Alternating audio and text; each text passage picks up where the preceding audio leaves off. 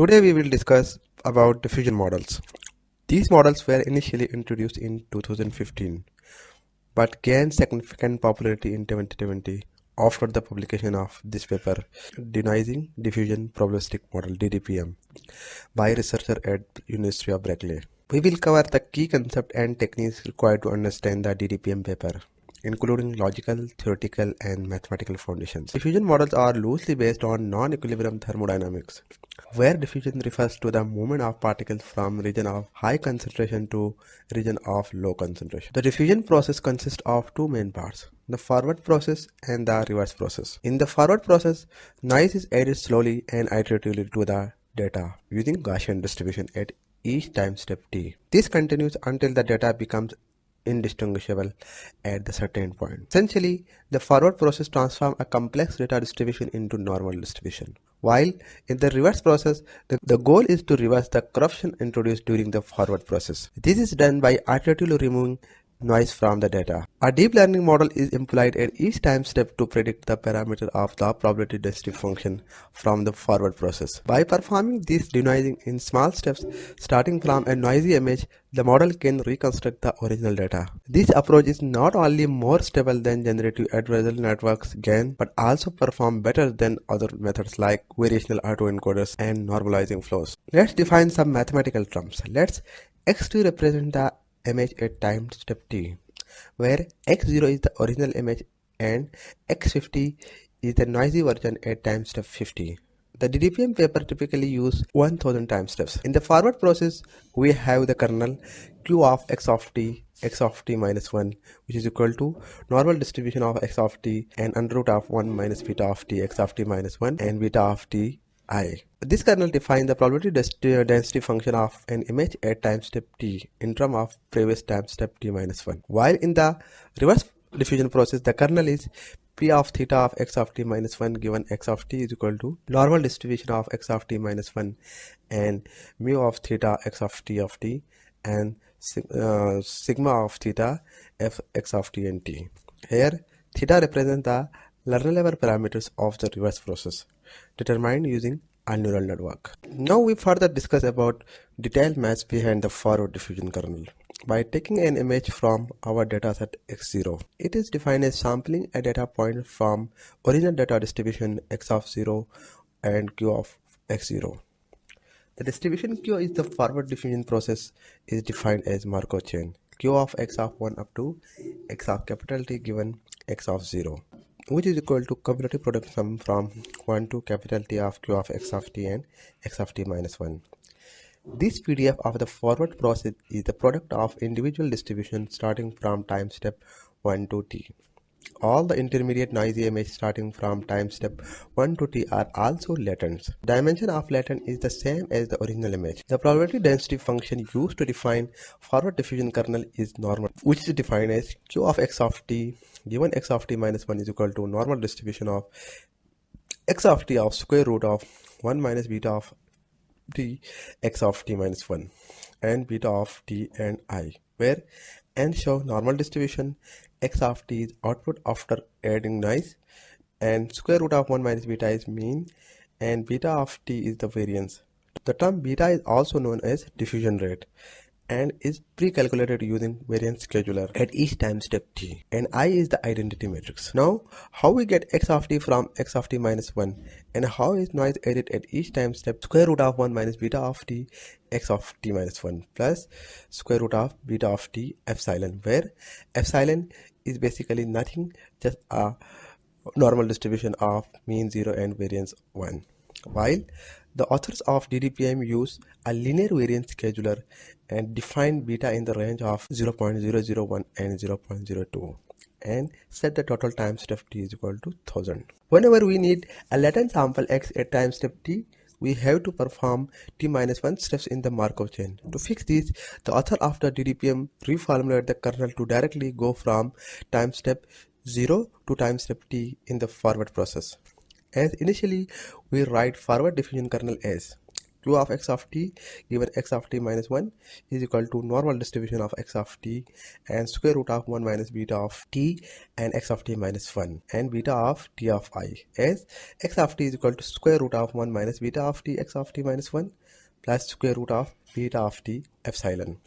Here, epsilon is the small amount of Gaussian noise added to corrupt the original image at each time step t. To further simplify it, we need two additional terms defined as alpha of t is equal to 1 minus beta of t. By substituting betas with alphas and using the additional property of Gaussian distribution, the forward diffusion process can be rewritten in terms of alphas. After putting in the above x of t, it becomes x of t is equal to square root of alpha of t x of t minus 1 plus square root of 1 minus alpha of t epsilon. Now, for next time step x of t minus 1, which will be equal to square root of alpha of t minus 1 x of t and t minus 2 plus square root of 1 minus alpha of t minus 1 epsilon. Similarly, for x of t minus 2 next time step, which will be equal to square root of alpha of t minus 2 x of t minus 3 plus square root of 1 minus alpha of t minus 2 epsilon.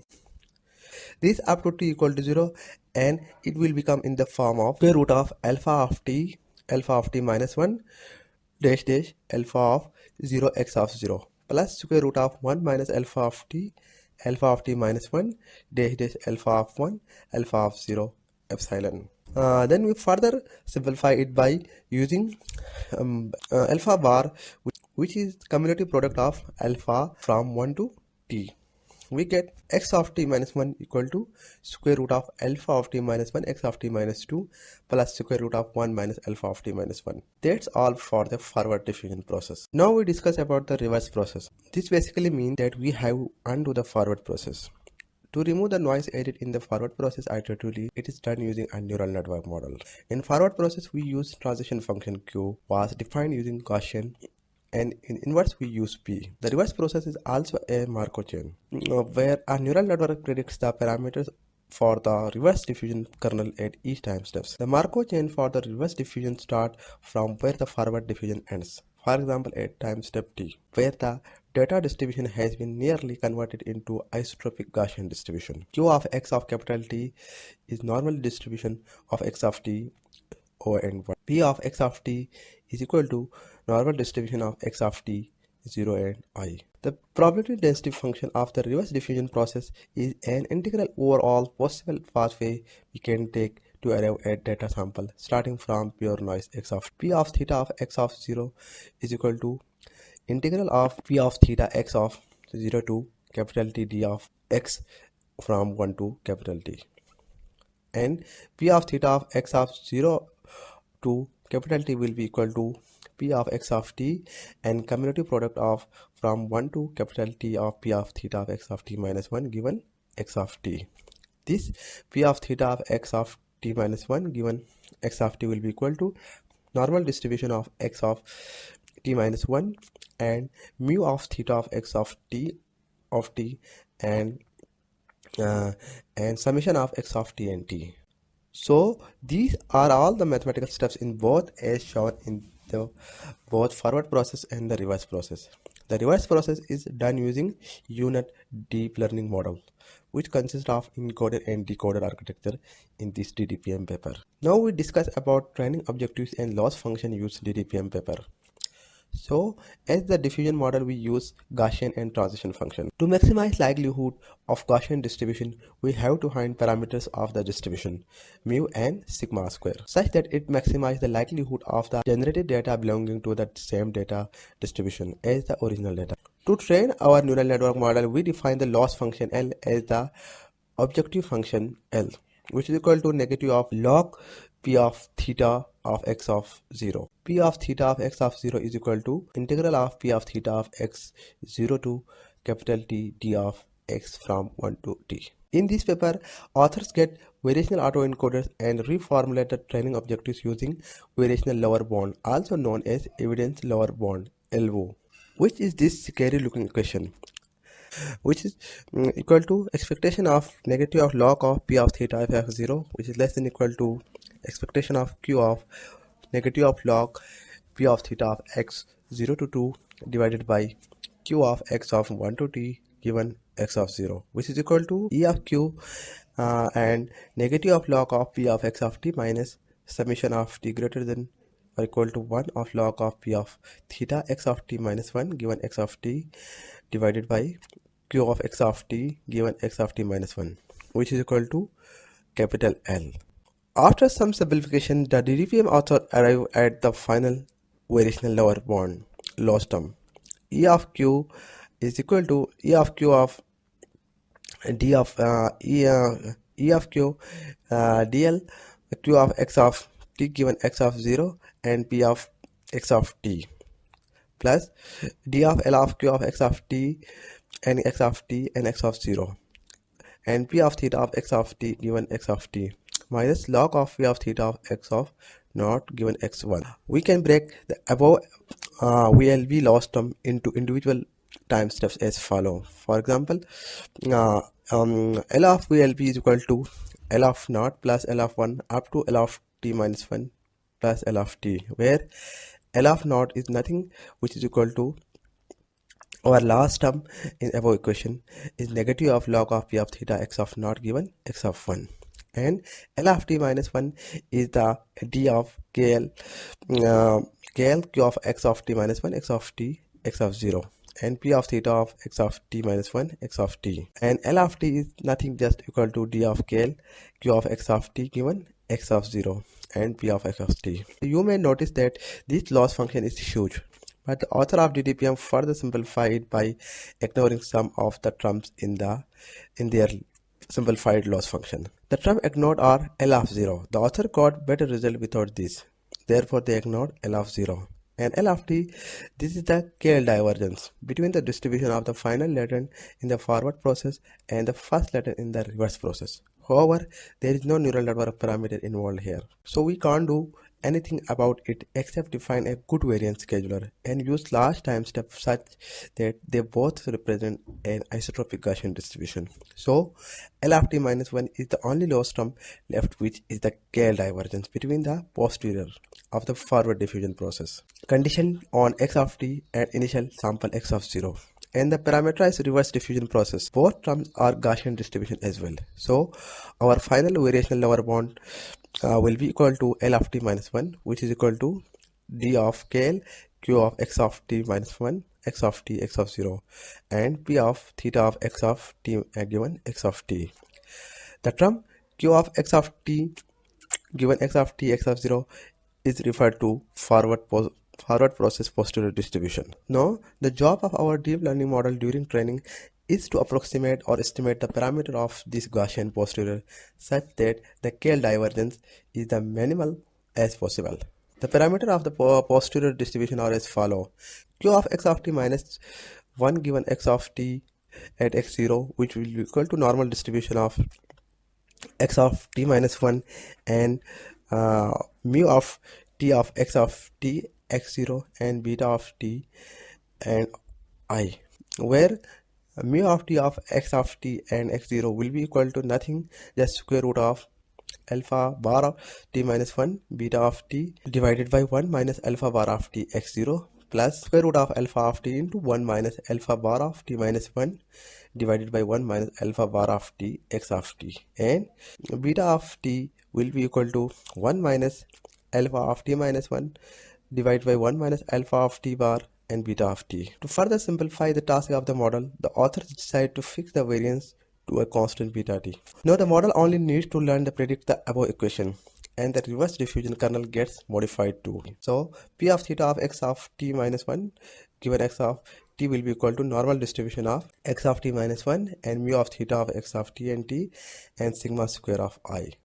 As we kept the variance constant, minimizing KL divergence is as simple as minimizing the difference or distance between mean and two Gaussian distribution q and p, which can be done as follow: L of t minus 1 is equal to E of q of 1 divided by 2 sigma square t and mu of t of x of t and of 0 minus mu of theta of x of t and t of norm square plus c. Now there are three approaches we can take here: directly predict x of 0 and find mu using the posterior distribution, predict the entire mu bar term or predict the noise at each time step. This is done by writing x of 0 in mu bar in term of x of t using reparameterization trick. By using the third option and after some simplification, mu bar can be expressed as mu of bar of x of t of x of 0 will be equal to 1 divided by summation 1 divided by square root of x of bar of t, x of t minus beta of t divided by 1 minus alpha of t bar epsilon t. Similarly, the formulation of mu of theta of x of t and t is set to mu of theta of x of t and x naught will be equal to 1 divided by under root of x bar of t and x of t minus beta of t divided by 1 minus alpha of t bar and epsilon theta of x of t and t. After training and inference time, we know betas, alphas and x of t. So our model only needs to predict the noise at each time step. The simplified loss function used in DDPM model is as follow. L of simple theta which will equal to expectation of t of x of 0 and epsilon and which is equal to epsilon minus epsilon of theta and bracket square root of alpha t of bar x of 0 plus under root of 1 minus alpha t of bar epsilon and t, which is basically L of simple is equal to E of t of x of 0 and epsilon and which is equal to epsilon minus epsilon theta of x of t and t. This is the final loss function we use to train DDPMs, which is just a mean square error between the noise added in the forward process and the noise predicted by the model. This is the most impactful contribution of the paper Denoising Diffusion Probabilistic Model. It is awesome because beginning from those scary looking ELBO terms, we ended up with the simplest loss function in the entire machine learning domain. Thank you so much